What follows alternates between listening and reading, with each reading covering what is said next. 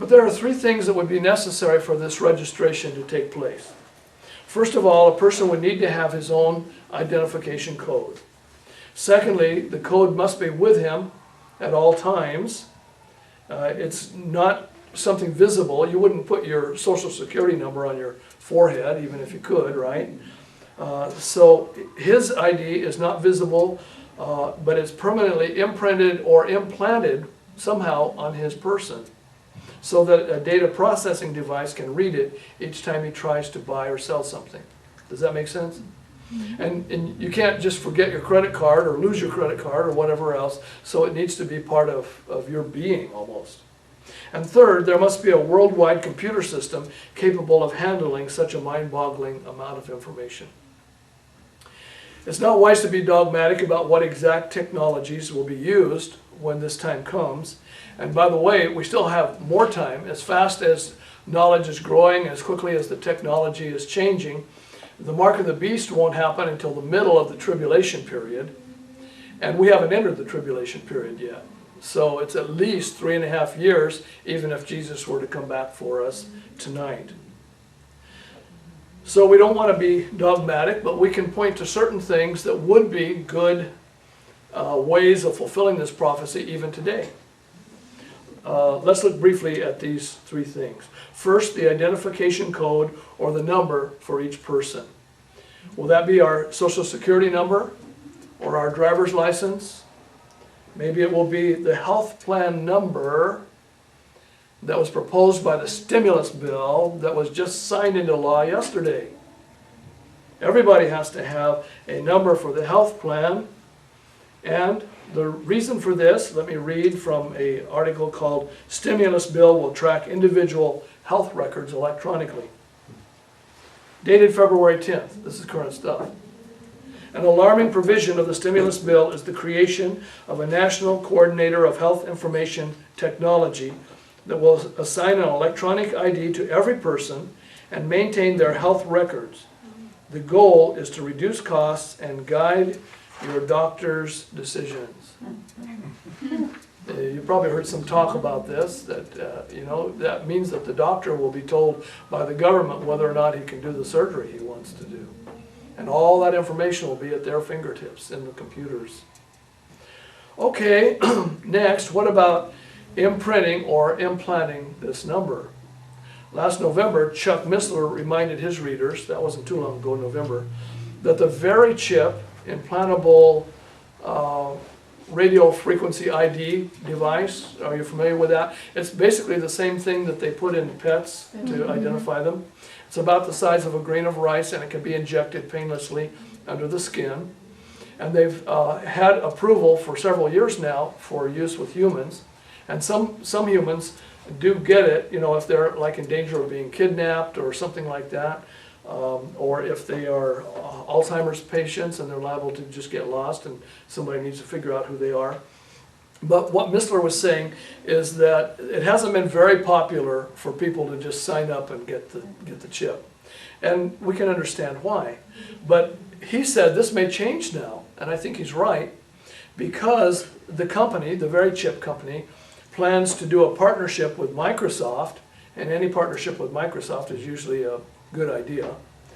Okay, and Microsoft has this internet program called Health Vault.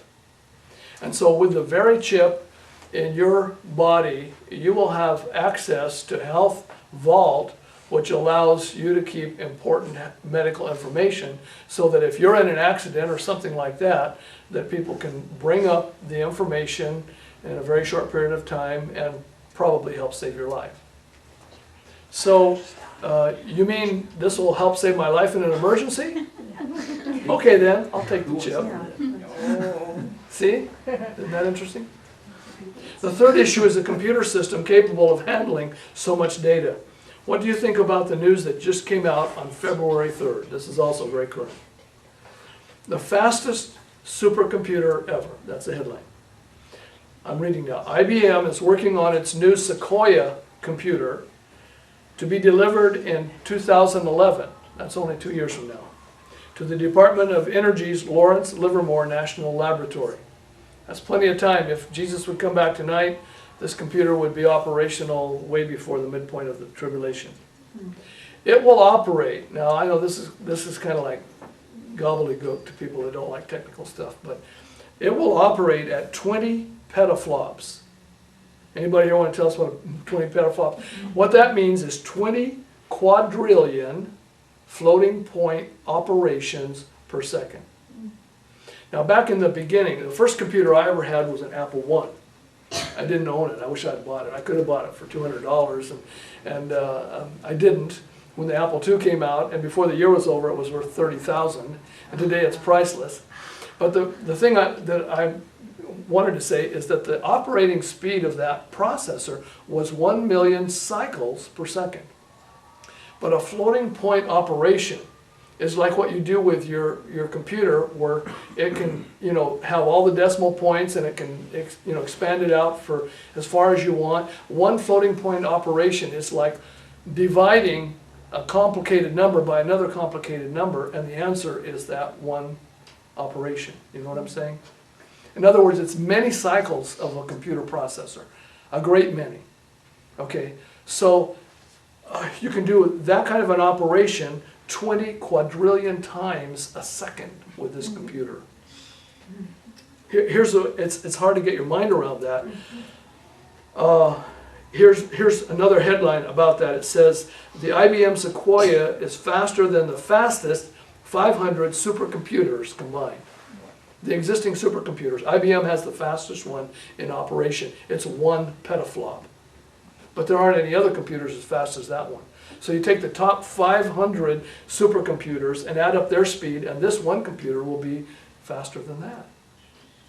Or to put it another way, I'm reading from an article, if each of the 6.7 billion people on Earth had a hand calculator and worked together on a calculation 24 hours a day, 365 days a year, it would take 320 years to do what Sequoia will do in 1 hour. That's fast. Here's a calculation that I made about the mark of the beast, and I think it's more helpful than the other for what we're talking about. If you divide 20 quadrillion floating point operations by the 6.7 million people in the world, you have almost 3 million floating point calculations per person. And that means, in other words, that the computer, this one computer, could check on your bank account, your credit, your legal status, your health information, your GPS position, and any recent activity related to your ID number. Then, believe it or not, this one computer could then move on to the next person, and then the next, checking on every single person on Earth, and when all of that was done, 1 second would have passed. We've got the speed. I truly believe we're living in the last days. There's nothing else that needs to happen before Jesus comes back to rapture the church. I've said that for many years, but if it was true then, it's more true now. At least one thing can always be said, we're closer to that time today than we ever were before. We don't believe in setting dates, but we do believe that these are the last days, and that we ought to live accordingly. For more information, visit Prophecy Central at www.bible-prophecy.com.